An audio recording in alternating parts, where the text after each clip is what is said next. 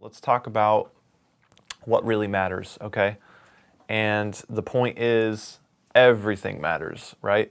Every single little tiny detail of any song, of any production, contributes to the final product.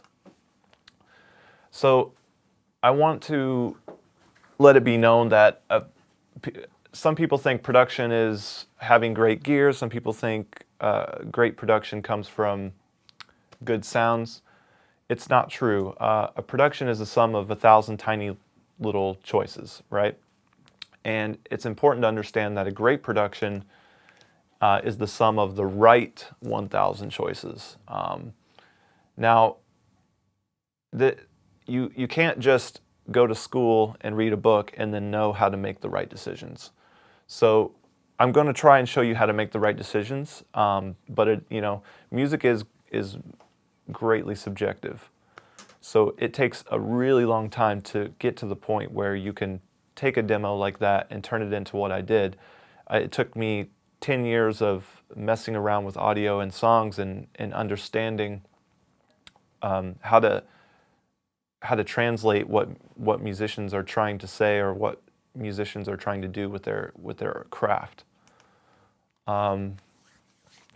So let me give you some examples about how important these little things are.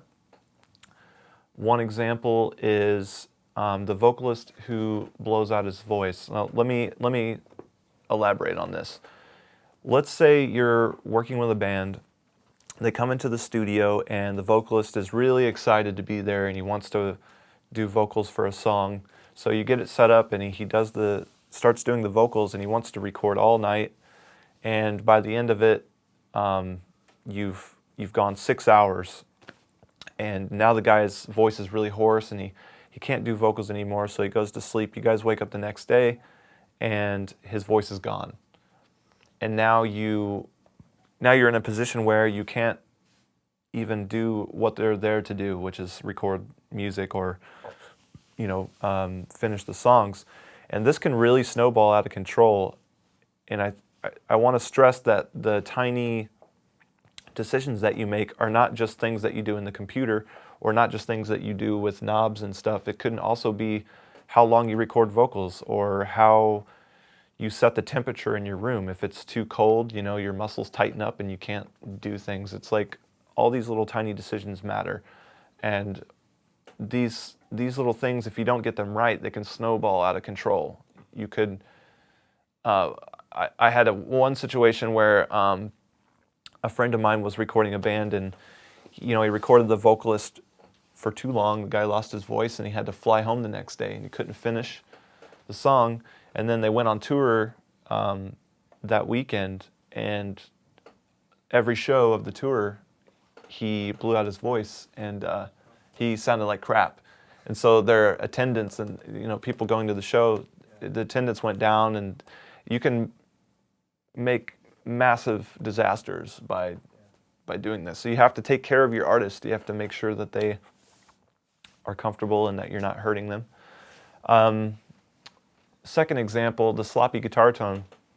So, you can record a whole song without paying attention to one minor detail of the guitar. Let's say the guitar is making a funny noise, and then you get all the way through that, and you come and open the song 2 weeks later to mix it and find out that there's a hum in all of your guitar tracks. And now you have to figure out how to remove that. It's better to get it right the first time rather than let these things build up and snowball out of control. And of course, the unprepared drummer, which is pretty common. Drummers come into the studio and have no idea how to play the song. That's one of the reasons why I like to record drums last, because I prefer to have the drummer know exactly what he's going to play rather than learning the song for the first time and wasting my time. So if you're wasting my time, then I'm wasting your time. That's not good.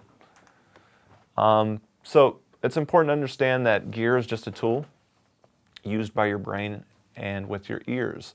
So a lot of people think like, oh, if I buy this really expensive guitar or this really expensive amp, I'm going to be able to have the best sounding records ever. But if you don't do the right things with those amps and with those tools, then it doesn't matter. So the gear does not dictate the result. The choices that you make do. So the key takeaway from all of that is everything matters. Even though if you have good gear or bad gear, you can still do a lot. But it's important to realize it's mostly the choices that you're making. It's not your gear, it's your ear. Okay, so let's get into the demystification of what I do, because it seems like a mystery to people, right? I started out just like everyone else. Same crappy software, same crappy mics.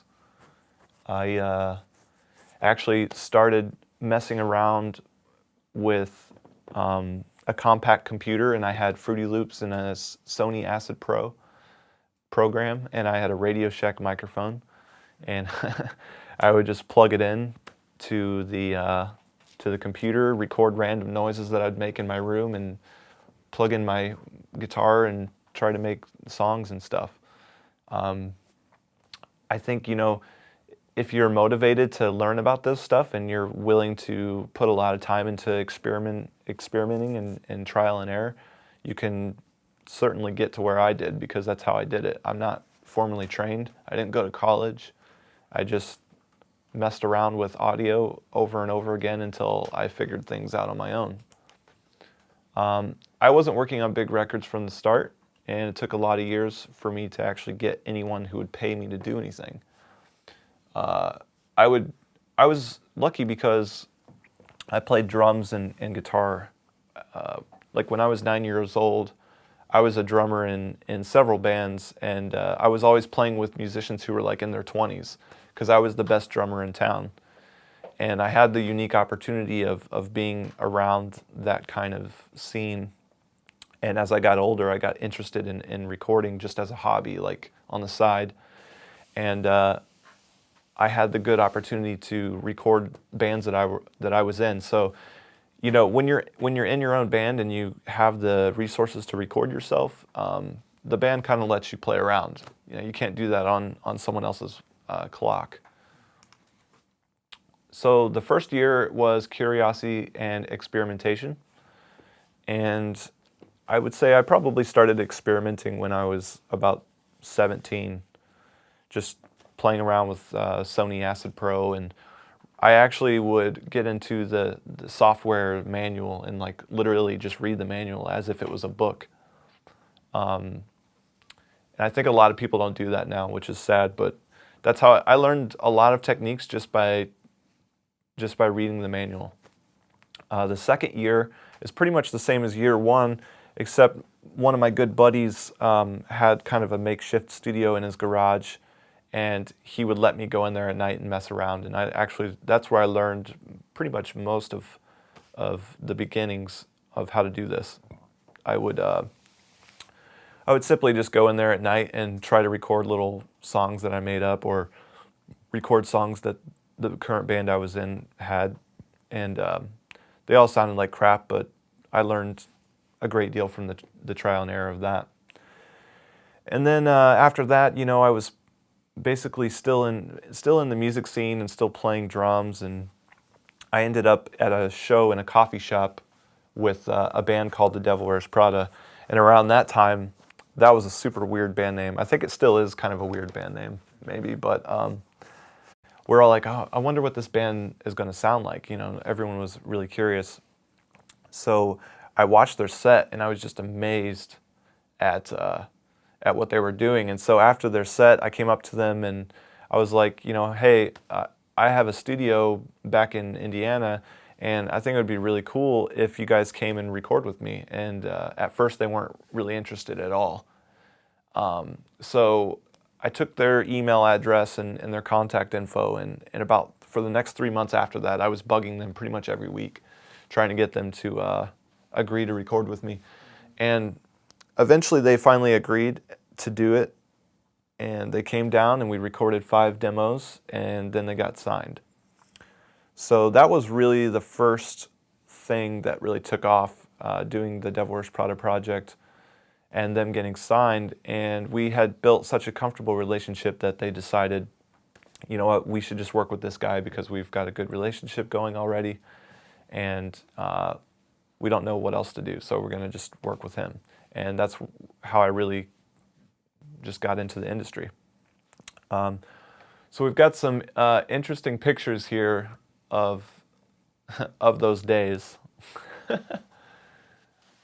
So that first picture there at the top left, that's me in the garage, looking very interesting.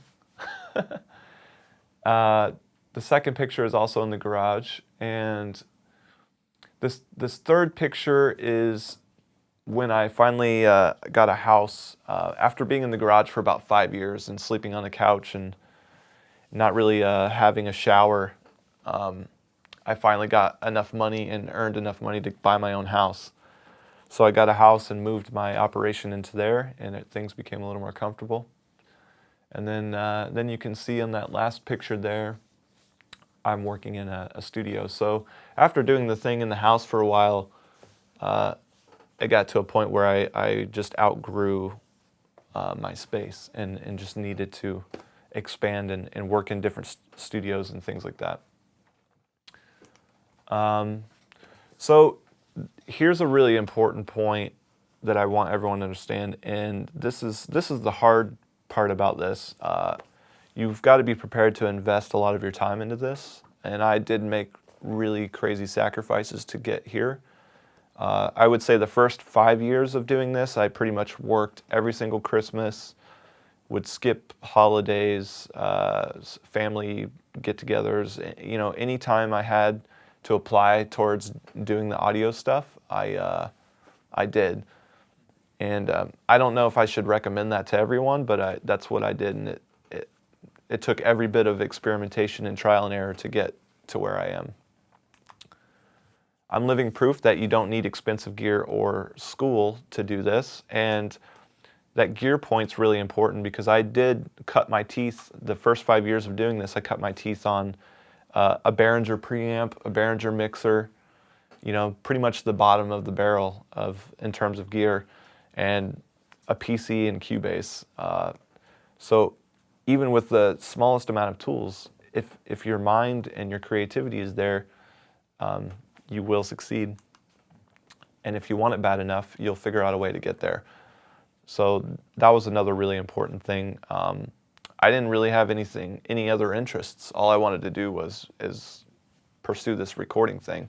I didn't set out to become a producer, but once I started noticing that I was getting good at it and people were really loving what I was doing, then I started to become more interested, and I saw it as a challenge to impress people with my work.